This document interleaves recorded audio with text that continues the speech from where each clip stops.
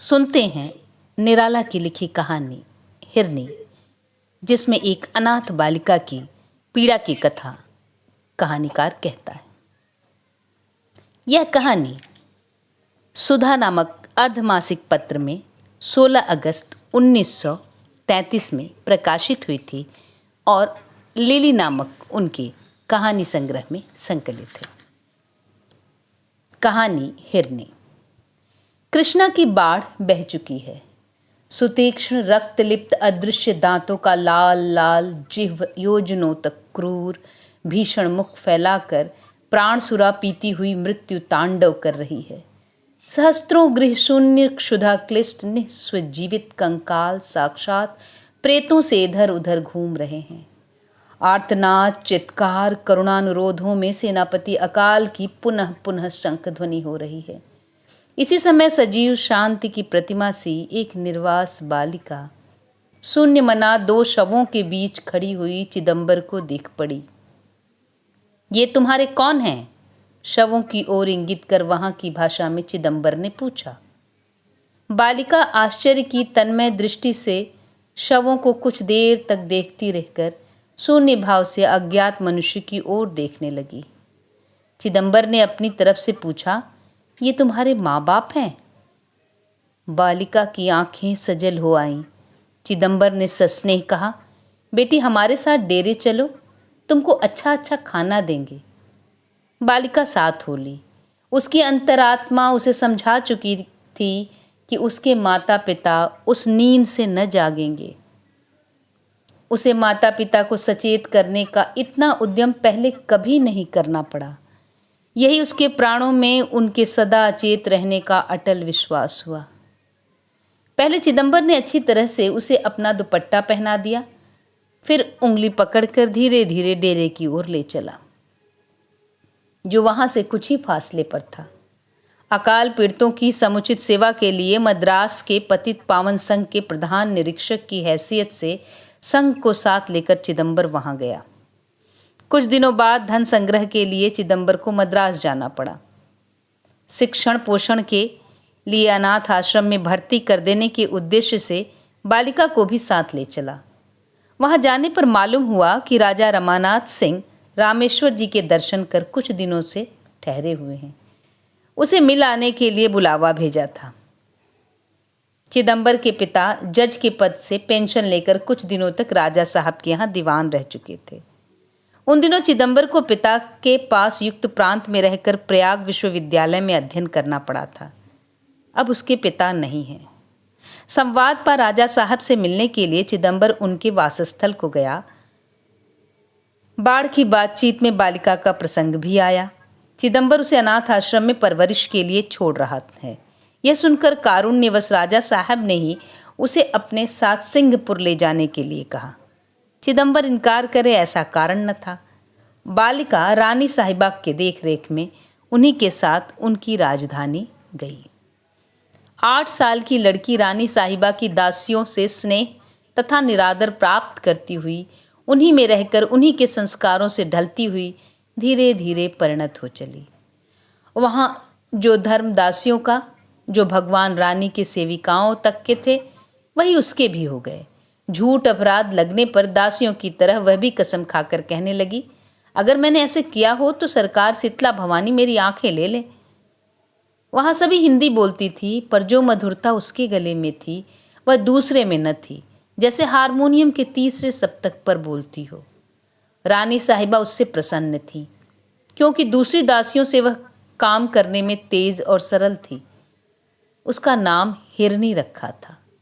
वह जिस रोज रनवास में आई थी तब से आज तक उसी तरह अरण्य की डल से छटी हुई छोटी हिरनी से एकाएक खड़ी होकर सजग दृग पार्श्व स्थिति का ज्ञान सा प्राप्त करने लगती है कि वह कहाँ आई, यहाँ कोई भय तो नहीं। दृष्टि के सूक्ष्मतर तार इसी पृथ्वी के परिचय से नहीं, जैसे शून्य अंध आकाश से बंधे हुए हों, जैसे पृथ्वी पर उतार कर विधाता ने एक भूल की हो। उसके इस भाव के दर्शन से हिरनी नाम कवि के शब्द की तरह रानी के कंठ से आप निकल गया। वही हिरनी अब जीवन के रूपोज्वल वसंत में कली की तरह मधुसुरभि से भरकर चतुर्दिक सूचना सी दे रही है। कि प्रकृति की दृष्टि में अमीर और गरीब वाला क्षुद्र भेद भाव नहीं, वह सभी की आंखों को एक दिन यौवन की ज्योत्सना से स्निग्ध कर देती है, किरणों के जल में भरकर जीवन में एक ही तरह की लहरें उठाती हुई परिचय के प्रिय पथ पर वहां ले जाती है जो सबसे बड़ी है, जिसके भीतर ही बड़े और छोटे की नाप में भ्रम है। वह स्वयं कभी छोटे और बड़े का निर्णय नहीं करती। उसकी दृष्टि में सब ही बराबर हैं, क्योंकि सब उसी के हैं। उसी ने हिरनी में एक आशा, एक अज्ञात सुख की आकांक्षा भी भर दी, जिससे दृष्टि में मद, मद में नशा, नशे में संसार के विजय की निश्चल भावना मनुष्य को स्त्री के प्रणय के लिए खींचती रहती है।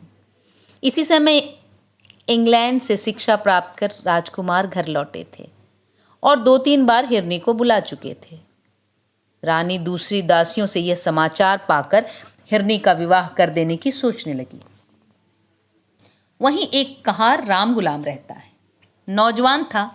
रानी साहिबा ने उससे पूछवाया कि हिरनी से वह विवाह करने को वह राजी है या नहीं। वह बड़ा खुश हुआ। उत्तर में अपनी खुशी को दबाकर रानी साहिबा को खुश करने वाले शब्दों में कहा, सरकार की जैसी मर्जी हो, सरकार की हुक्म अदूली मुझसे न होगी। विवाह में घर वालों की राय न थी। राम गुलाम बागी हो गया। एक दिन उसके साथ हिरनी का विवाह प्रासाद के आंगन में कर दिया गया। हिरनी पति के साथ रहने लगी। साल ही भर में एक लड़की की माँ हो गई। 2 साल और पार हो गए। रानी साहिबा का स्नेह हिरनी के कन्या स्नेह से बढ़ने के साथ साथ उस पर से घटने लगा।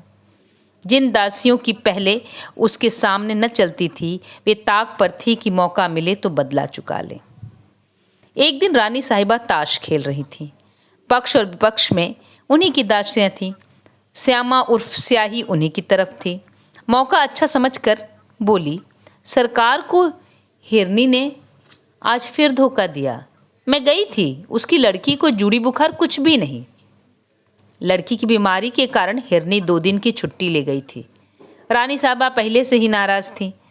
अब धुआं देती हुई लकड़ी को हवा लगी, वह जल उठी। रानी साहिबा ने उसी वक्त स्याही को एक नौकर से पकड़ लाने के लिए कहला भेजा। स्याही पुलकित होकर बूटा सिंह के पास गई। बूटा सिंह से उसकी आशनाई थी। बोली, सरकार कहती है हिरनी का झोंटा पकड़ कर ले आओ, अभी ले आओ, बहुत जल्दी। बूटा सिंह जब गया तब हिरनी बालिका के लिए वैद्य की दी हुई एक दवा अपने दूध में घोल रही थी। बूटा सिंह को मतलब समझाने के लिए तो कहा नहीं गया था। उसने झोंटा पकड़कर खींचते हुए कहा, चल, सरकार बुलाती है। प्रार्थना की करुण चितवन से बूटा सिंह को देखती हुई हिरनी बोली, कुछ देर के लिए छोड़ दो, मैना को दवा पिला दूं। घसीटता हुआ बूटा सिंह बोला, लौट कर दवा पिला चाहे जहर, सरकार ने इसी वक्त बुलाया है। स्याही उसे साथ लेकर ऊपर गई। हिरनी रानी साहिबा की मुद्रा तथा क्रूर चितवन देखकर कांपने लगी। रानी साहिबा ने हिरनी को पास पकड़ लाने के लिए स्याही से कहा। स्याही ने जोर से खींचा पर हिरनी का हाथ छूट गया, जिससे वह गिर गई। हाथ मोच खाकर उतर गया। रानी साहिबा क्रोध से कांपने लगी। दूसरी दासियों को पकड़ लाने के लिए भेजा। इच्छा थी कि उसका सर दबाकर स्वयं प्रहार करें। दासियां पकड़कर ले चली तो रानी साहिबा के आंसुओं में देखती हुई उसी अनिंद हिंदी में हिरनी क्षमा प्रार्थना करती हुई बोली, सरकार मेरा कुछ कसूर नहीं है। पर सुनता कौन है? उससे रानी साहिबा की सेवा में कसर रह गई थी। जब पास पहुंची, उसको झुककर मारने के लिए रानी साहिबा ने घूंसा बांधा। हिरनी के मुंह से निकला, हे राम जी। रानी साहिबा की नाक से खून की धार बह चली। वह वहीं मूर्छित हो गई। हिरनी के बाल मुख उसी खून में रंग गए। डॉक्टरों ने आकर कहा, गुस्से से खून सिर पर चढ़ गया है। तब से जरा भी गुस्सा करने पर रानी साहिबा को यह बीमारी हो जाती है। धन्यवाद।